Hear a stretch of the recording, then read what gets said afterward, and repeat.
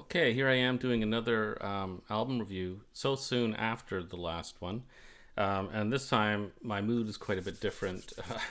When I did my last album review, I had been working probably 8 to 10 hours a day for about 14 days straight.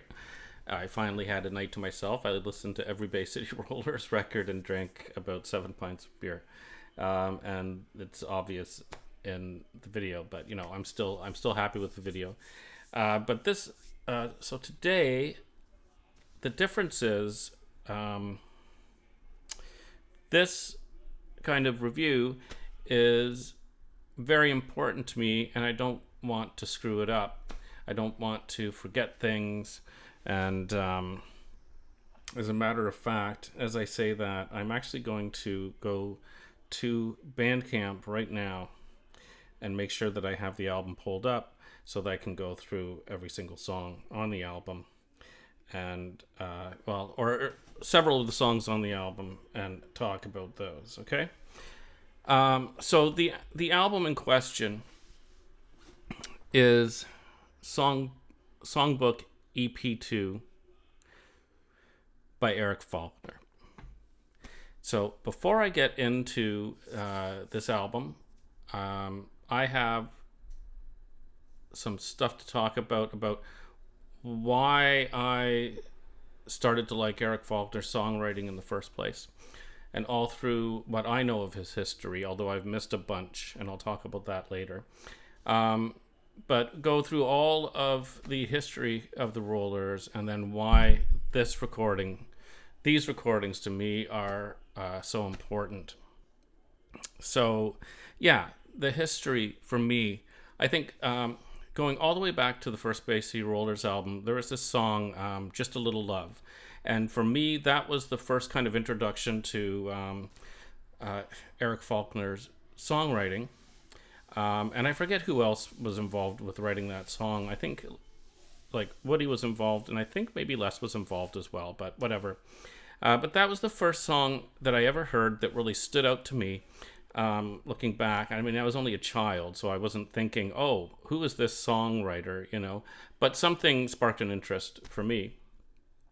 And then with the second album, Once Upon a Star, there was La Belle Jeanette, Marlena, for particular tracks that I really liked. And when you take a listen to all three of those tracks, there is... first of all, I think there's some of Eric's personality and the band's personality as well coming out of that. And there are acoustic. There's acoustic instrumentation on that I really like, and several instruments that I really like. And I was saying when I got to guest DJ on a show recently how at that point in time the Bay City Rollers could have gone in so many different directions, and one of them would have been as like a pop oriented but folk band or Celtic band, or there's so many things that they could have done, and they didn't go in that direction. And I had said then, I would have loved to have heard more of that through the years. But then, there was that divergence, and the Wouldn't You Like It album is one of my favorite. I mean, there's 6 just tremendous songs on there, and it gets really diverse. You have songs like Wouldn't You Like It, but then it also moves on to stuff like Maybe I'm a Fool to Love You, right? And Don't Stop the Music. So there's like that kind of like dance music and soul and disco and all that. And we already had like The Disco Kid, which I thought was a decent song as well on Once Upon a Star, which I think sometimes gets too much flack. But I think the reason it gets too much flack is because of the instrument that they use on there. It reminds everyone of Stevie Wonder, Suspicion, I guess it is, right? And then that's hard to kind of stand up to. Actually, that was a song. I talk about Jeff Beck all the time. That was a song that he had promised to Jeff Beck. But that Berry Gordy wouldn't allow him, like this is Stevie Wonder I'm talking about, Berry Gordy wouldn't allow him to give it to Jeff Beck, and it was in payment for Jeff Beck playing on his album. So he recorded it himself, and, I think thank goodness he did, because the way he used the instrument was crucial for that song. And then I think he gave something else to Jeff Beck, and I think he actually recorded with Jeff Beck on the Blow by Blow album. But anyway, that's a long story about something that is totally unrelated. So anyway, we had that kind of like those acoustic instruments early on, and they came and they went, through the history of the band. But the band definitely changed, and electric guitar became, Eric's real forte. Especially when he was playing live. I mean, he was an excellent electric guitar player. And his songwriting was diverse. And if you look at It's a Game, once again, we didn't get any of this kind of like folk kind of music, except maybe you could say like Sweet Virginia might have that kind of element to it. I'm not sure. Might be just because I do believe like there's acoustic guitar in there. But then it did come back a little bit. That style of writing was coming back a little bit with the Strangers in the Wind album, which is, I think, has some of Eric's best songwriting. And that is also a diverse album, because it has like at least one dance track on there. It has a cover of a Scottish folk song. And then it's got his stuff like Strangers in the Wind itself, which is a tremendous song, right? And then after that, we generally got into 3 really heavy-hitting albums with, I'm just thinking not a lot of folk-oriented stuff. It's more power pop and some Beatles-influenced stuff in there. So I've enjoyed just about every Bay City Rollers album to varying degrees. And I've also listened to several albums that were made after the Bay City Rollers, like Ian Mitchell. I have I think 3 or 4 of his albums. And I've heard some of Les's stuff. But the thing that really hooked me originally was that stuff like La Belle Genet and Just a Little Love.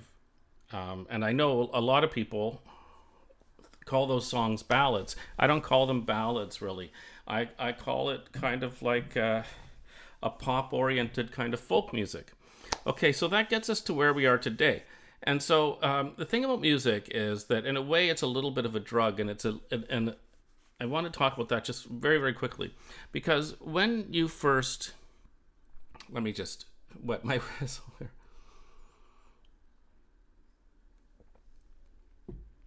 When you first hear music that you love, you are always going to try find something that's as good or better, and it's a very difficult thing.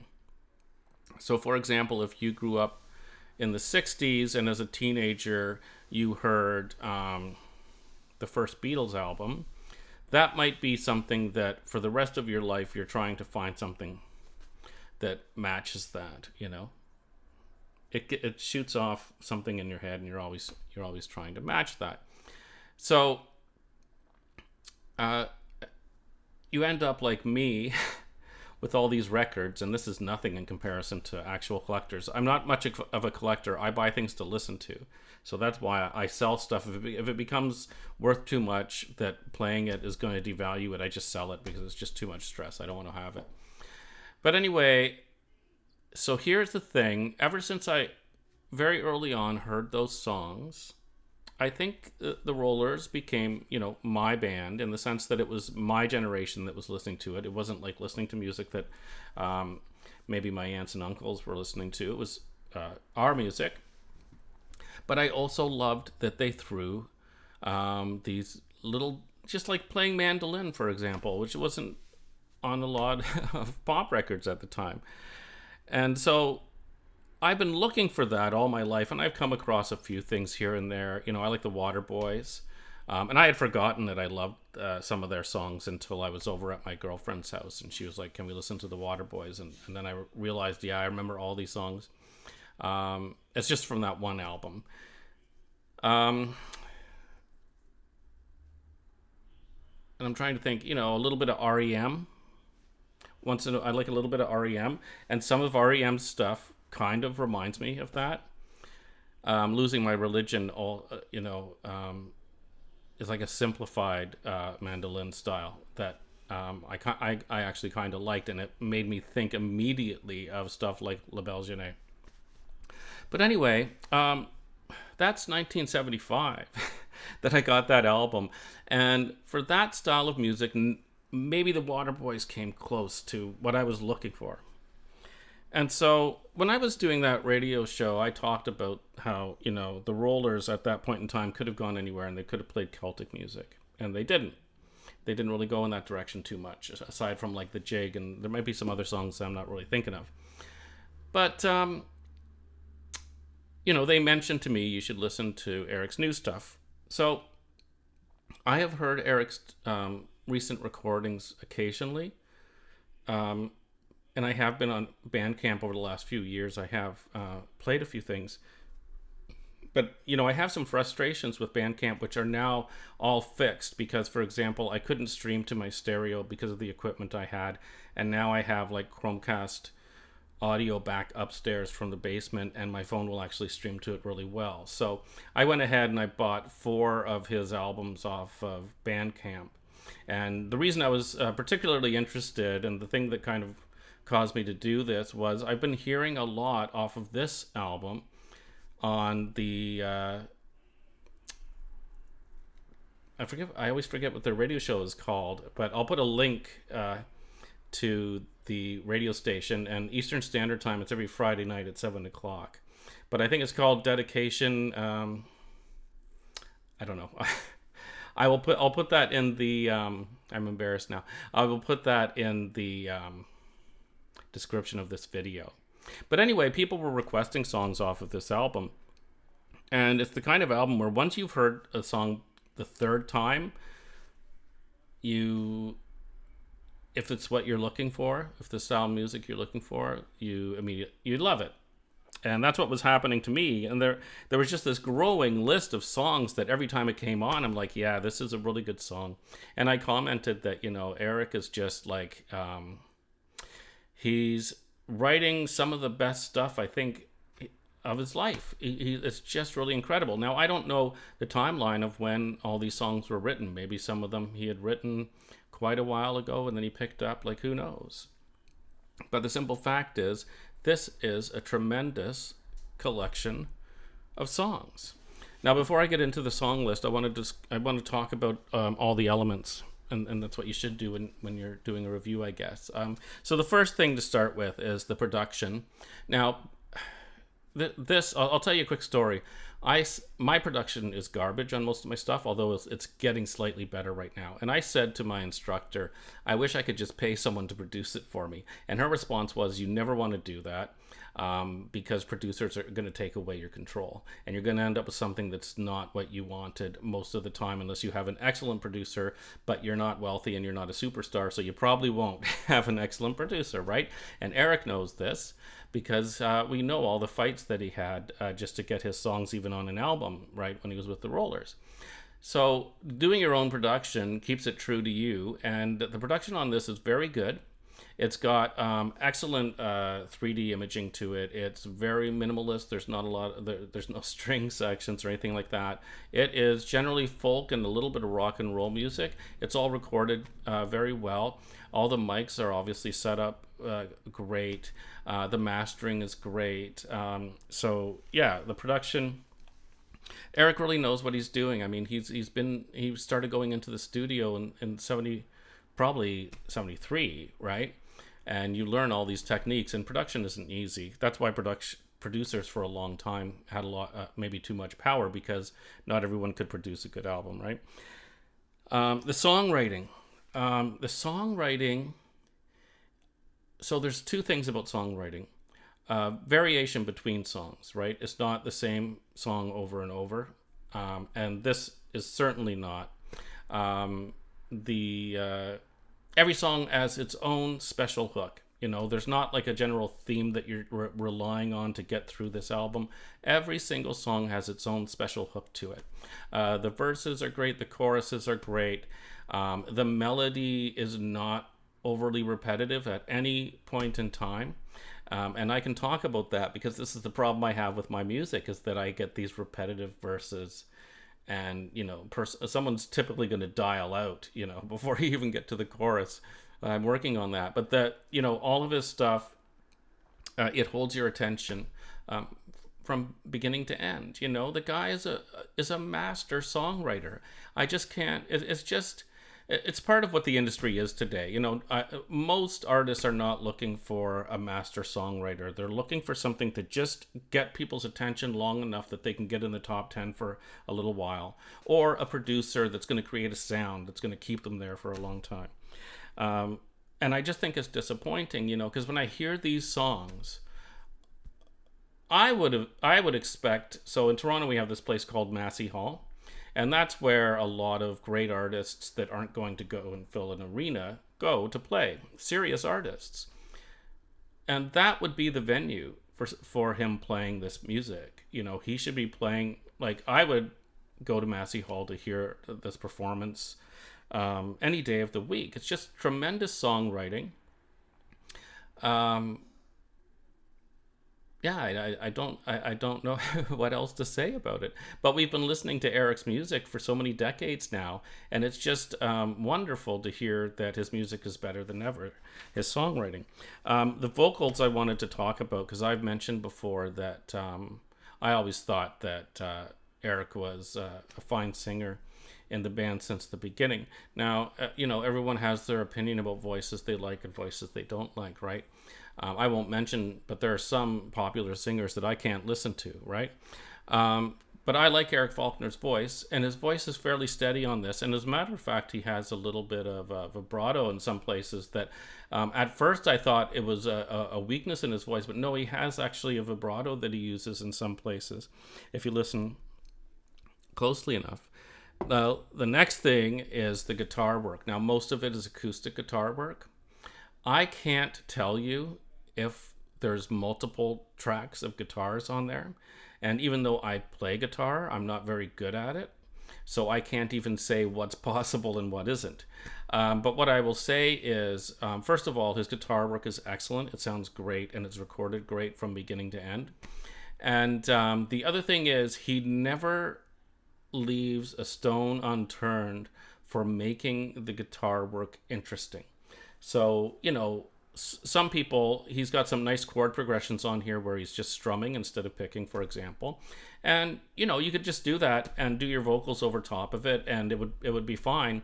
But that's obviously not good enough for him. So he adds in what I would call like a little bit of lead throughout a lot of these songs, just to make it more interesting and actually more rewarding to listen to. Like, it just sounds fantastic. So I've been listening to this as I walk the dog. It's 45 minutes every day, and I listen to this. It's actually more like an hour and a half. But I listen to this a few times a day. I've only had it for a little while, but I listen to it a few times a day. And it's interesting and fulfilling during the entire walk. So I just want to pick out a few songs here, because when you do a review, there's obviously going to be people that know the album, and they're going to want to know, what are your favorite songs? So in no particular order, the songs that stand out. So the first song off of this that I even knew about was The High School Band, and it's the opening track. It's one of the few tracks I think that has a bit of electric guitar in it. I think it has both acoustic and electric guitar, and it's got a summertime blues kind of riff going on. And I think that's intentional, because of the period that he's talking about. This is about his band in high school, as far as I can tell. And I saw that there was some information posted about that band, and yeah, there was a band that he played in high school. And it's just a story about it, and it was obviously very exciting for him.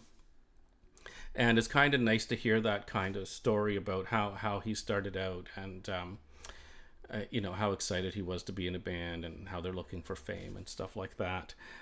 So that's a good little rocker, and that was the first thing that tipped me off to, something's going on with Eric Faulkner, right? Like, I got to get into this. But it's not my favorite song on the album, and everyone knows that I talk about a lot of the rollers leading towards punk and stuff like that, and that's true, but it doesn't mean that's my favorite style of music that Eric Faulkner plays. The next Okay, so Sofa Surfin' is a song about generally being a bit destitute and traveling around and trying to find a place to sleep while you're busking or playing small gigs in order to make a living. And who knows how, you know, what this story, where the story fits into Eric's life, or if it does or it doesn't. I write stuff that I wrote a song the other day, and my friends, I had my friend listen to it, and he said, "Oh, is this about you and your ex-girlfriend?" And I was like, "No, it has nothing to do with me. As a matter of fact, it's like a spiritual song, and I didn't even think I'm a spiritual person. And I'm not saying religious, I'm saying spiritual, right? So the thing is, I could see him writing this song about some of his experiences, but who knows if it is. But I'm just going to play it for 1 second here.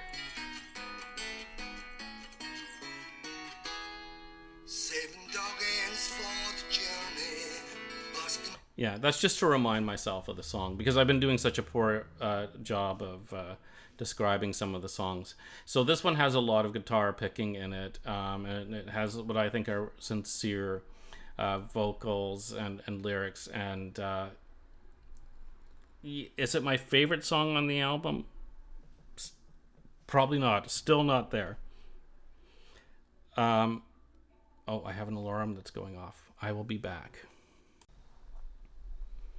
Okay, that was just the alarm going off for my dinner, which is now out of the oven. So I was just talking about Sofa Surfin'. We're getting close to my favorite song.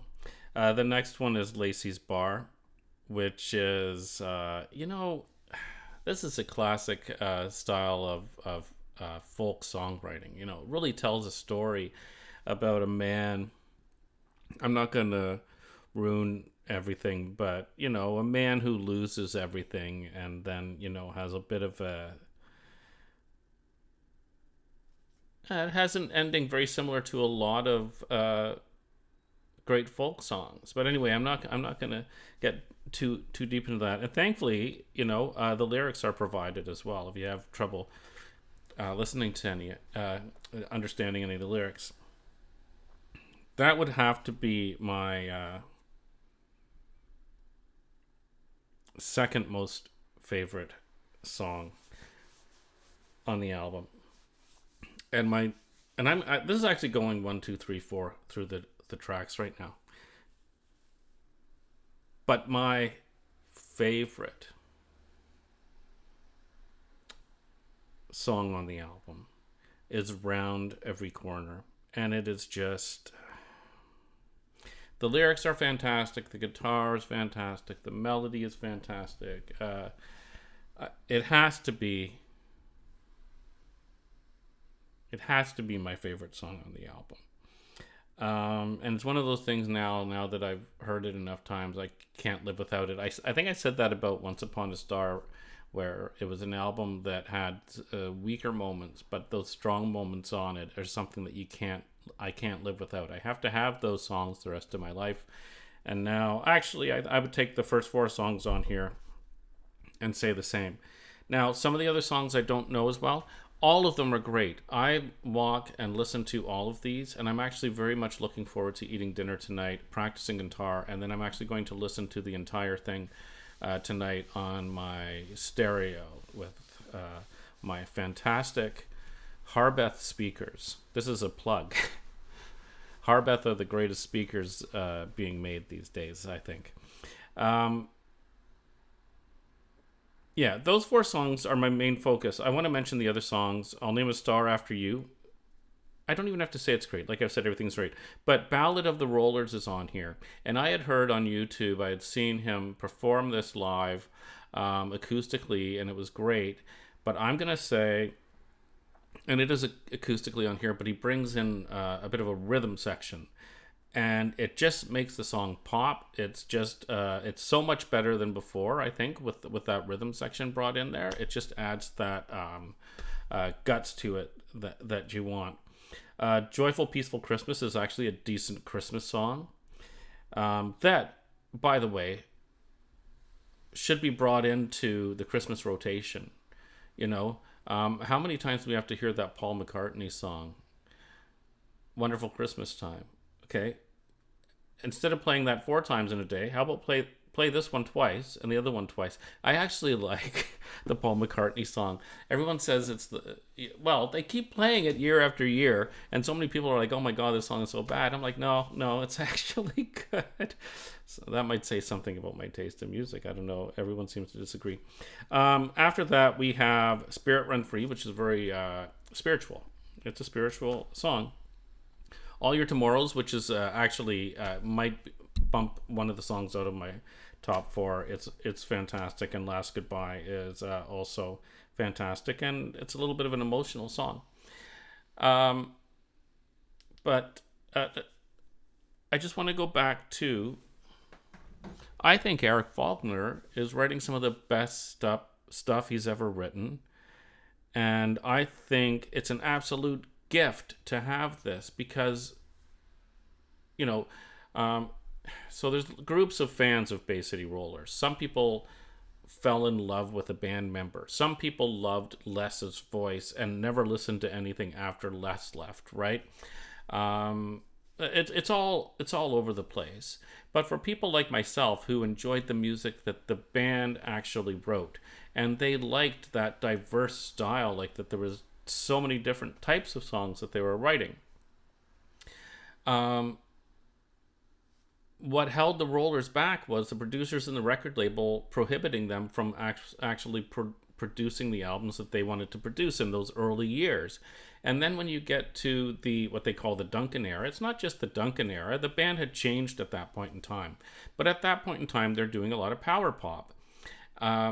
So, that period when the band was gelling, the record label and the producers didn't let us hear that gelling. And what I'm saying about this is that from an Eric Faulkner perspective, you finally get to hear the songs that he wants to write, produced the way that he wants them produced, and the guy should be respected as one of the great songwriters of our time. It's as simple as that. I've listened to so much music, coming out of, Jamaica, the United States, Canada, the UK, and some European stuff. Francois Hardy, I love that type of thing. I don't know if I pronounced her name correctly. Eric Faulkner should be respected on par with all of the great songwriters of our time. And it's only bias that prevents that from happening. Now, then we get to the question, how much does it matter? Because we've seen, you can sell a million records and you still don't get recognition and you still don't get any money, right? So, it's up to Eric what he wants to do. And so my point is, what he wants to do is release his stuff through Bandcamp to people that actually care about his music, that may actually purchase it. And what I'm saying in my music review is that if you like Eric Faulkner's songwriting and you like the songs that the Bay City Rollers wrote themselves, and you like stuff like La Belle Jeanette, and you've been waiting for more of this for decades, you can safely go and purchase this album on Bandcamp. And the only caveat is, if you have a phone with headphones and you don't care about MP3 quality, and these are actually very quality MP3s if you listen on your phone, I've got no problems with them. If you have that set up, you're ready to go. And if you want to hear it on your home stereo, if you have lots of modern equipment, I think you're going to be fine. So I listen to the through the app on my phone, and I also stream that to my Chromecast audio. But I also downloaded it to one of my laptops, and if I have the laptop available, I can also stream that to my television and then through the DAC. It all gets kind of complicated after a while, but simplistically, if you have headphones connected to your phone, you can just go ahead and buy it and listen to it. You're going to love it. That's the only thing about Bandcamp, right? But I'm so happy that I went through a little bit of effort to set up my stereo so I could listen to it, and I listen to it every day on my walk without any issue at all. I just open the Bandcamp app and pull up Eric's albums, and I just hit play, and I'm on my way. So, I think this was a little bit of a lengthy review, but I think it's better than most of my reviews. It is frustrating when you can recognize that someone is a great songwriter of their time and that they're not getting enough recognition. At the same time, art in and of itself is not, and artists are not treated well in our society. We know this. Yet they are the people that give us, aside from love, and family, they give us the reason to live. They give us that thing that is elevated above simply surviving. If you want to survive, you can eat raw potatoes and forage for berries. But if you want to live, maybe you're going to make great food. Maybe you're going to listen to fantastic music and enjoy great art and have an appreciation for things around you. And this album, I'm so happy to have, and I really appreciate it, and it's making my life better. What more can you say about an artist? So I'm going to cry, so I have to stop. Thanks for watching.